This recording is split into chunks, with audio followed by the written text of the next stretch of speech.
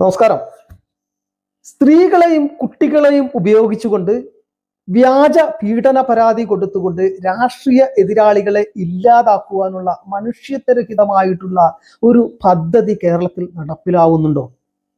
രണ്ട് കേസുകൾ നമ്മൾ പരിശോധിക്കുമ്പോൾ കൃത്യമായിട്ട് നമുക്ക് മനസ്സിലാകുന്നത്, ഇവിടെയുള്ള നോക്കൂ, SDPI പോലെയുള്ള മുസ്ലിം ലീഗ് പോലെയുള്ള ഇസ്ലാമിക തീവ്രവാദ സ്വഭാവം കാണിക്കുന്ന സംഘടനകൾ അത്തരം കാര്യങ്ങൾ ചെയ്യുന്നു എന്നുള്ളത് തന്നെയാണ്.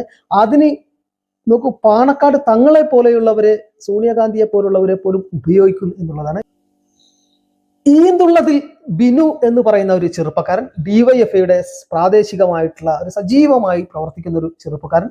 ആ ചെറുപ്പക്കാരൻ 2001 മെയ് മാസം തെരുവുംപറമ്പത്ത് നബീസു എന്ന് പറയുന്ന ഒരു സ്ത്രീയെയും അവരുടെ മകളെയും നിസ്കാരപ്പായയിൽ, നിങ്ങൾ പ്രത്യേകം ഓർക്കണം, നിസ്കാരപ്പായയിലിട്ട് പീഡിപ്പിച്ചു എന്നുള്ളൊരു പരാതിയുമായി അവർ സ്റ്റേഷനിലെത്തുന്നു, കോടതി മുമ്പാകെത്തുന്നു.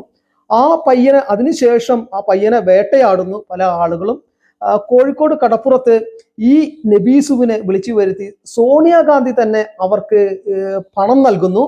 അതിനുശേഷം നോക്കൂ, പാണക്കാട് തങ്ങൾ തന്നെ പറയുന്നു, ഇനി ഒരു സഹോദരിക്കും, നോക്കൂ, ആളുകളുടെ പാണക്കാട് തങ്ങളൊക്കെ അങ്ങനെ വന്ന് അങ്ങനെ വളരെ സെന്റിമെന്റലായിട്ട് സംസാരിക്കും, അല്ലെങ്കിൽ അങ്ങനെ ആളുകളുടെ സഹാനുഭൂതി സഹതാപമൊക്കെ സൃഷ്ടിക്കുന്ന രീതിയിൽ സംസാരിക്കുമ്പോൾ ഈ പൊതുവെ ദുർബല, ഇപ്പൊ ഗർഭിണി എന്ന് പറഞ്ഞതുപോലെ കുറച്ച് വൈകാരികപരമായി ചിന്തിക്കുന്ന മുസ്ലിം സമുദായത്തിന്റെ മനസ്സിലേക്ക് വിഷം കോരിയിടുകയായിരുന്നു അദ്ദേഹം. ഇനി ഒരു സഹോദരിക്കും ഇങ്ങനെ ഉണ്ടാകരുതേ പടച്ചോനെ എന്ന് അദ്ദേഹം പ്രാർത്ഥിച്ചുകൊണ്ട് കണ്ണുനീർ വാർത്തുകൊണ്ട് ആളുകളുടെ ഇടയിൽ വൈകാരികപരമായിട്ടുള്ള രംഗങ്ങൾ പാണക്കാട് തങ്ങള് സൃഷ്ടിച്ചു. അവിടെ എന്തായിരുന്നു അതിന്റെ പരിണിത ഫലം നോക്കൂ, ഈദുള്ളതിൽ ബിനു എന്ന് പറയുന്ന ആ ചെറുപ്പക്കാരനെ ക്രൂരമായി വെട്ടിക്കുന്നു. നിസ്കാരപ്പായയിലിട്ട് തങ്ങളുടെ സഹോദരിയെ ബലാത്സംഗം ചെയ്തു, ഇല്ലെങ്കിൽ അവരുടെ മകളെ, 8 വയസ്സായ മകളെ ബലാത്സംഗം ചെയ്തു എന്ന് പറഞ്ഞുകൊണ്ട് ഇസ്ലാമിക തീവ്രവാദിയായ സ്വഭാവം കാണിക്കുന്ന ചെറുപ്പക്കാര് ഈദുള്ളതിൽ ബിനുവിനെ വെട്ടിക്കുന്നു. അത് കഴിഞ്ഞില്ല കേട്ടോ. കാലം കഴിഞ്ഞതിന് ശേഷം കുറെ കാലം കഴിഞ്ഞപ്പോൾ ഈ നബീസു പത്രസമ്മേളനം നടത്തി, ബിനു എന്നെ ബലാത്സംഗം ചെയ്തിട്ടില്ല, പല ആളുകളും എന്നോട് അങ്ങനെ പറയാൻ, കേസ് കൊടുക്കാൻ പറഞ്ഞത് കൊണ്ടാണെന്ന് അവരും ഭർത്താവും പത്രസമ്മേളനം നടത്തി പറയുകയുണ്ടായി. അവർ പറയുകയുണ്ടായി. എങ്ങനെയാണ് ആ സ്ത്രീക്ക് അങ്ങനെ ഒരു വെളിപ്പെടുത്തൽ നടക്കേണ്ടതിലേക്ക് എത്തിപ്പെട്ടത്? ഈ ബിനുവിന്റെ അമ്മ അതിനുശേഷം, ഒരേ ഒരു മകൻ മരണപ്പെട്ടതിന് ശേഷം അവർ മാനസിക നില തെറ്റി. നബീസുവിനെ കണ്ടപ്പോ, എൻ്റെ മോൻ കടക്കി മീൻ വാങ്ങാൻ പോയ എൻ്റെ മോൻ തിരിച്ചു വന്ന നബീസു എന്ന് ചോദിച്ചു. മനുഷ്യരല്ലേ അവരാണെങ്കിലും, രാഷ്ട്രീയവും മതവും ഒക്കെ മനുഷ്യനെ കീഴടക്കുന്നുണ്ടെങ്കിലും മനസാക്ഷി അതിൻ്റെ മേലെ വരുന്ന ചില സമയങ്ങളുണ്ട്. ആ സ്ത്രീക്കും ഞാനും ഒരു ഉമ്മയാണല്ലോ എന്ന് തോന്നി. ആ അമ്മയുടെ കണ്ണുനീർ അവരെ പശ്ചാത്താപ വിവശയാക്കി.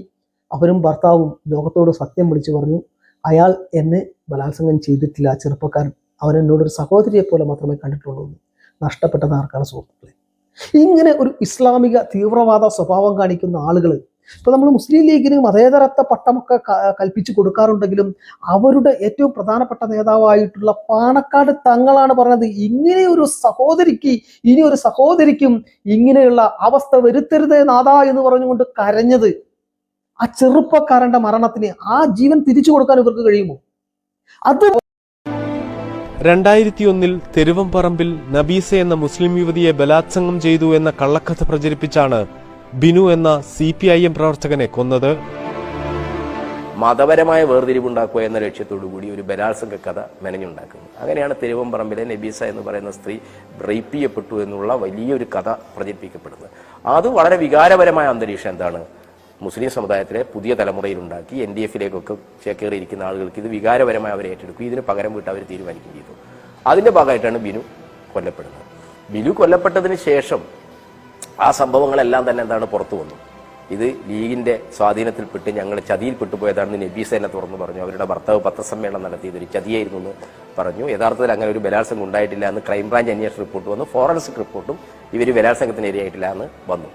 എന്നിട്ടും എന്താണ് ഇത് മതപരമായ സാമുദായികമായ ഒരു ചേരിതിരിവിലേക്കോ ആ പ്രദേശത്തിന്റെ സമാധാനം തകർക്കുന്ന രീതിയിലുള്ള ഒരു പ്രശ്നത്തിലേക്കോ പോകാൻ പാടില്ല എന്നുള്ളവർക്ക് വളരെ സംയമനത്തോടു കൂടിയാണ് CPM അതിനെ നേരിട്ടത്. CAA NRC സമയത്ത് അത് കൃത്യമായിട്ട് പൗരത്വ നിയമം ആളുകൾക്ക് അദ്ദേഹം വിശദീകരിച്ചു കൊടുത്തു. അദ്ദേഹം ലേഖനങ്ങൾ എഴുതി അദ്ദേഹം വിശദീകരിച്ചു കൊടുത്തു. ഒരു അധ്യാപകൻ കൂടി ആയതുകൊണ്ട് സ്കൂളിലൊക്കെ എല്ലാവർക്കും അത് കൃത്യമായി വിശദീകരിച്ചു കൊടുത്തു. മക്കൾ ചെന്ന് അത് വീട്ടിൽ പറഞ്ഞു. അങ്ങനെ ഇയാൾക്കെതിരെ ഒരു കേസ് കൊടുത്ത് ഇയാളെ പുറത്താക്കാൻ എന്ന് പറഞ്ഞുകൊണ്ട് അവർ വിഷയമുണ്ടാക്കി. ഈ അധ്യാപകനെ സ്കൂളിൽ നിന്ന് പുറത്താക്കണം എന്ന് പറഞ്ഞു. അങ്ങനെ പുറത്താക്കാൻ സാധിക്കില്ല എന്ന് മാനേജ്മെന്റ് പറഞ്ഞപ്പോൾ, അങ്ങനെയാണെങ്കിൽ ഒരു അധ്യാപകനോട് ചോദിക്കുക, ഒരു കേസ് ഇയാൾക്ക്, ഒരു പീഡന കേസ് ഇയാൾക്ക് കൊടുക്കുകയാണെങ്കിൽ പുറത്താക്കാൻ സാധിക്കുമോ?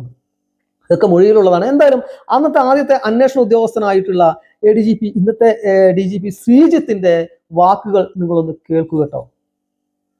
കോടതിയിൽ മൊഴി കൊടുത്തിട്ടുണ്ട്. ഒന്ന് FI മൊഴിയും ഒന്ന് കുട്ടി കൊടുത്ത 164 മജിസ്ട്രേറ്റിന് മുമ്പ് കൊടുത്ത മൊഴി ഞങ്ങൾക്ക് മാറ്റാനോ പിടിക്കാനോ പറ്റില്ല. കുട്ടി പീഡിപ്പിച്ചത് മൊഴി കൊടുത്തു. പക്ഷെ കുട്ടി പറഞ്ഞ പല ദിവസങ്ങളിലും പീഡിപ്പിച്ചത് ആദ്യം പറഞ്ഞത് 15-ാം തീയതിക്ക് മുമ്പ് മാഷ് പീഡിപ്പിച്ചു എന്നാണ്. ജനുവരി മാസത്തിലെ 2ാമത്തെ ആഴ്ച 15-ാം തീയതിക്ക് മുമ്പ് എന്ന് പറഞ്ഞാൽ 4-നും 14-നും ഇടയ്ക്ക്. അതെ. അപ്പൊ ഈ ദിവസത്തിൽ മാഷ് അവിടെ ഉണ്ടാവണ്ടേ? മാഷ് ആ സമയത്ത് ലീവ് എടുത്തിട്ട് അയാള് കോഴിക്കോട് മെഡിക്കൽ കോളേജിൽ ഇരിക്കുകയാണ്, അയാളുടെ സഹോദരിയുടെ ഹൃദയ ശസ്ത്രക്രിയയായിട്ട് ബന്ധപ്പെട്ടിട്ട്. ഇത് എങ്ങനെ ഞാൻ പോക്സോച്ചപ്പോ ഈ കുട്ടി 14-ാം തീയതിക്ക് മുമ്പെന്ന് പറയുന്നൊരു ദിവസം മാഷ് ഇല്ലാതെ ഞാൻ എങ്ങനെയാണ് ഇതിന് ചാർജ് കൊടുക്കാൻ പറ്റുക? നിങ്ങൾ അന്വേഷിച്ചോ? ബാത്റൂമിന്റെ അകത്ത് ചേർന്നത് രാവിലെ 11:30-നും 11:40-നും ഇടയ്ക്കാണെന്നാണ് കുട്ടി പറയുന്നത്.